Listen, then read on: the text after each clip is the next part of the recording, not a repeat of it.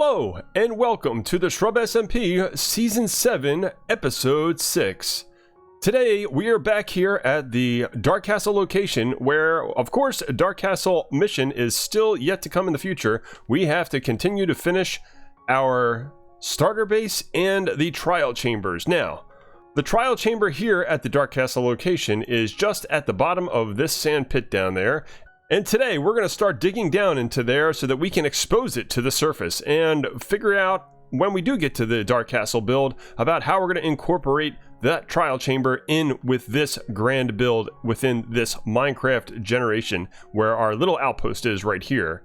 But of course, where we left off last time, we're going to get back to the starter area outside of spawn and continue to build that up. But we wanted to start here by just doing a little digging, just to get things started out here, to give an indication to any passersby that we'll be working on that for the foreseeable future, because it's pretty deep to get down to the trial chamber. And I believe if I marked this when I first came to find it, I started to dig a hole over there, and turned out it was a little too far away. This is the one that goes right down into the chamber.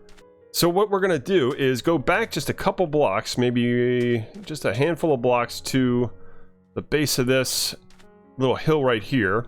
Break out the spoon, and then start digging. So let's see how far we can get in just a short amount of time and capture this in a time lapse.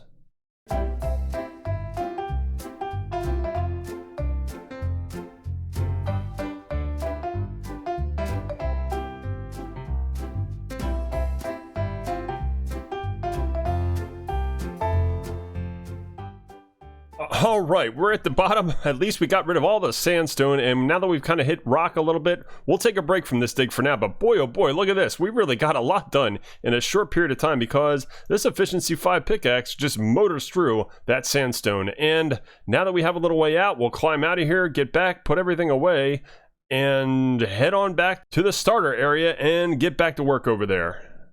Alright, we're over here at the mud stairs leading back up to spawn, and I was just kind of studying them in detail, figuring out which blocks are used to create this visual effect. And the reason why is because that's what we're going to be doing right now, is we're going to build something similar right over there across the water. And kind of where I kind of always wind up is one of these blocks over here, or that kind of stairway that leads up to the board and to the starter area. So I figured that we're going to make a matching set of stairs over there, something similar that kind of snakes its way up to where the board is. And now that I got a little bit of an idea about which blocks are used, we've been generating lots of mud, lots of pack mud that is, and it's time to get building. So we'll see what things look like in the form of a time lapse, and let's hop on over there and get started.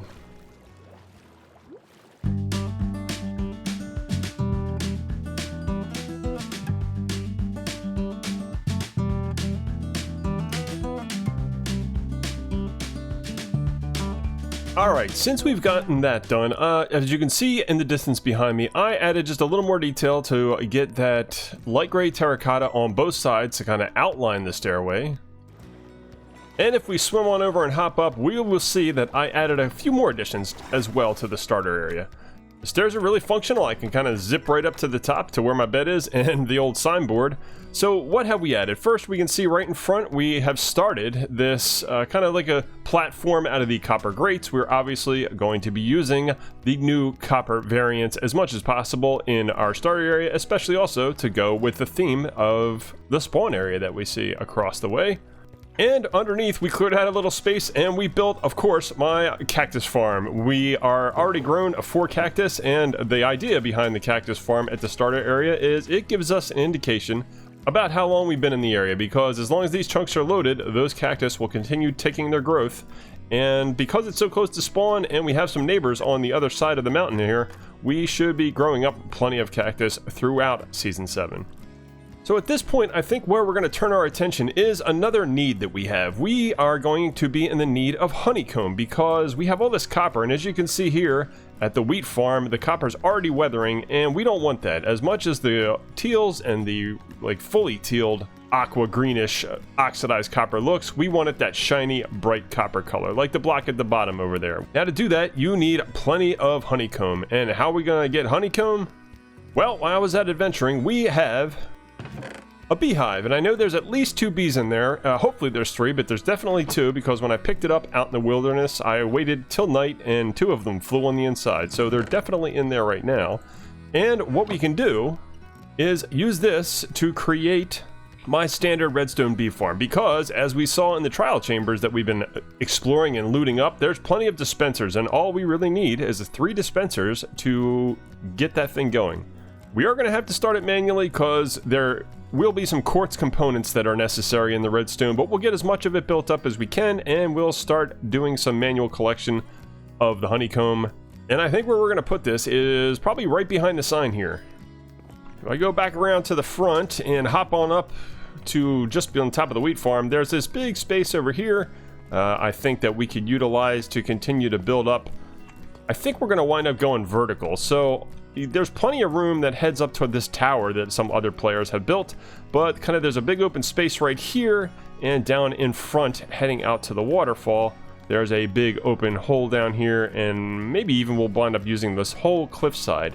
But I kind of envision this thing being encased, and probably that means that the bee hives will be just right in here. So what I'm going to do for a temporary measure, since we can always move it like we said, is put it right here in this open space, and we'll get to do that right now, so that, like I said, we'll start collecting it manually just so that we can start shining up some of these copper blocks as they continue to oxidize. And we can always move it, or we can keep it where it is and put a whole themed build all around it. Okay, it's a new day here on the server, and I just logged in and I have found an item attached to one of these chests. I didn't leave it here. I actually logged in because I've been doing some work since talking about that bee farm, but we'll check out this item in just a second. First, let's show the progress that I've made. So this is the rough outline and the kind of the infrastructure, we'll say, for how this bee farm is going to work and where I'm going to stick it up here in this corner above the sign. We have some more decorated glazed terracotta. I think we're going to continue to use a lot of glazed terracotta because of, you know, there's plenty of it available and you can get all the different colors and patterns, so we'll continue to do that.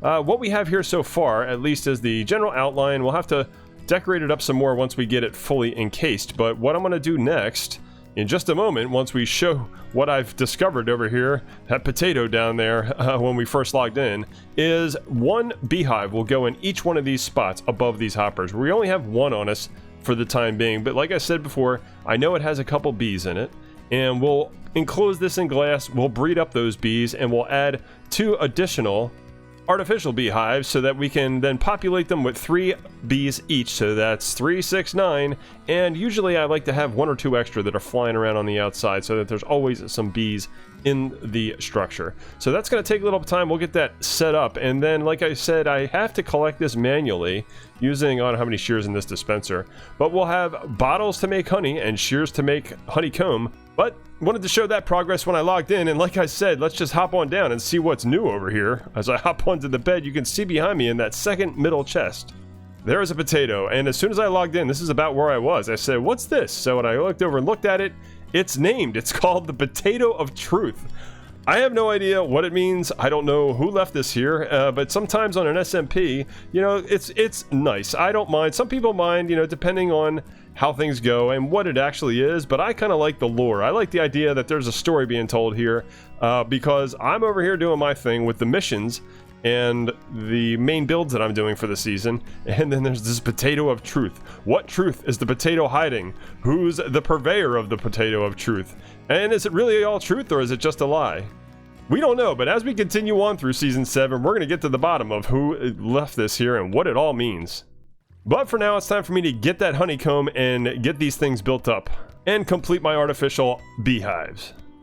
Alright, well, as you can see, I'm inside the bee farm, and the reason for this is because I did make a miscalculation.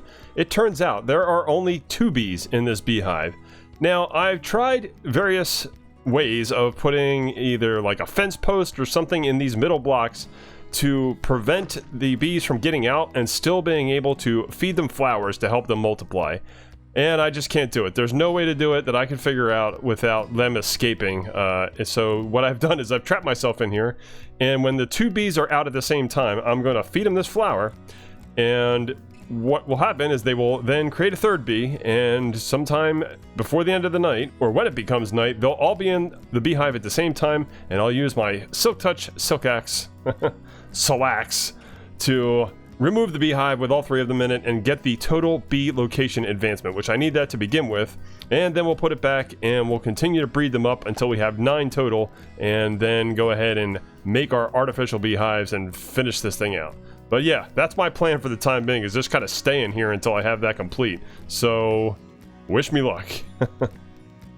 Alright, I did miss it, but I just couldn't wait. They did pop out all at the same time, and I fed these 2 adults a dandelion, and they produced a little tiny baby bee. So cute. So now we just have to wait for all 3 of them to get into that beehive, and we will remove the beehive and get the total bee location advancement.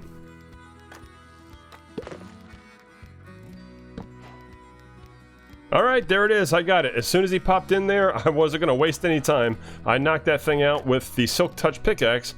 I didn't actually collect it, though, because it got sucked into the hopper, so now it's technically outside. That means that I can release myself from my little bee prison for the time being.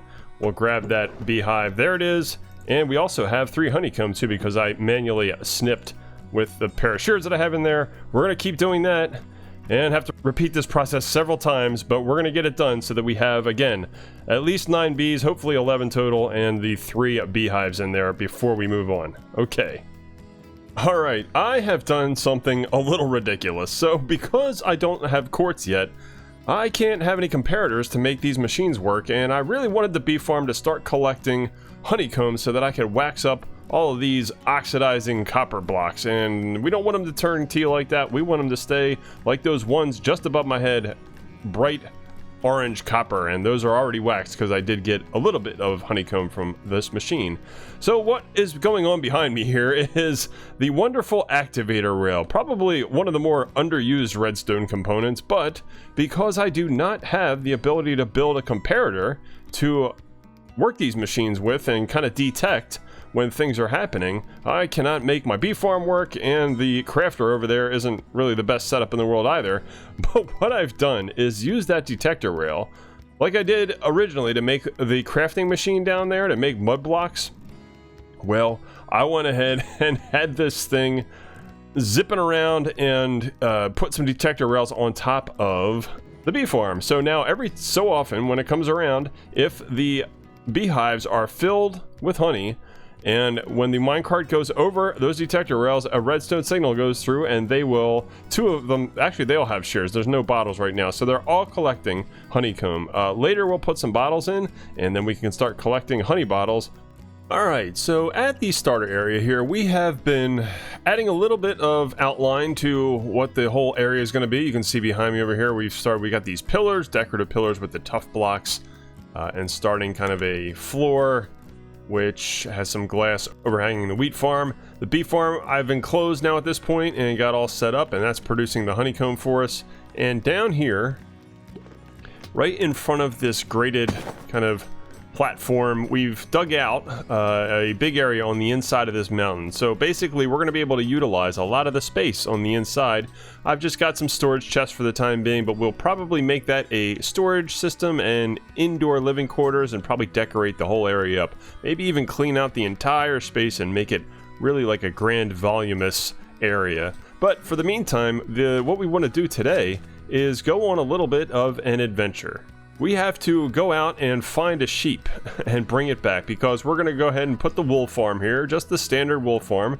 It will function a little differently, as is some of these other farms now, but we still don't have access to the nether as a community, which means we have no quartz and means we have no comparators or observers. So a lot of the farms that you would usually use, you have to come up with creative ways to trigger them. But I think what we're looking for next, like I said, is a source of wool, so we have to go find a sheep and bring it back here, and I'm going to stick it probably into that little hole area right just to the left of the bee farm. But first we got to get it over here, so let's head off into the sunset and look for a sheep as close as we can, because one of the things that they did for this spawn is there was no natural source of trees nearby. There are very far to find some forest, so I'm going to head off in this direction opposite of the sunset. We'll take a nap first and head out but it may be easy or hard to find. I don't know. So we'll cross our fingers and see what we can find out there. Alright, I finally found a sheep, and as a matter of fact, if I just look right over behind me, we can see that there is a village. So not only is there one sheep here, there's another sheep in the village, and there's plenty of wheat over there. So what I want to do is go ahead and lead up this sheep and bring it with me over here real quick just to kind of tie it up for a second, and we will explore the village and take whatever we want from these guys before we head on. Oh look, there's another sheep, so we got two of them. As a matter of fact, you know what? So in terms of Minecraft etiquette, one of the good things to do when you're running around the world is to make sure you don't extinct a population, especially on a server, because what happens is these mobs, these animals don't really respawn, so especially cows. Now there's some cows over here, maybe I only saw one. I know there's a second one floating around somewhere, but if you go ahead and breed up, if you're gonna, you know, if you're gonna send one to their demise because you need some of their materials, like you need a piece of leather or a steak or, you know, a piece of wool, well, we don't want to necessarily take them all out. You gotta, you know, leave some behind for other people, and part of the way to do that is when you do see a breedable animal, you can go ahead and breed them up with, if there's two of them nearby, so that if you take one, you leave one, kind of thing. So that's just a little Minecraft etiquette there. But now that we have these sheep ready to go, we're going to take the one with us. It's like 700 blocks. What's the, as we can see, yeah, we're like 700 blocks away in both directions from spawn. So it's going to be quite a journey back. Again, I'm going to go ahead and loot out this village and start bringing my sheep back, and we'll meet you back at spawn.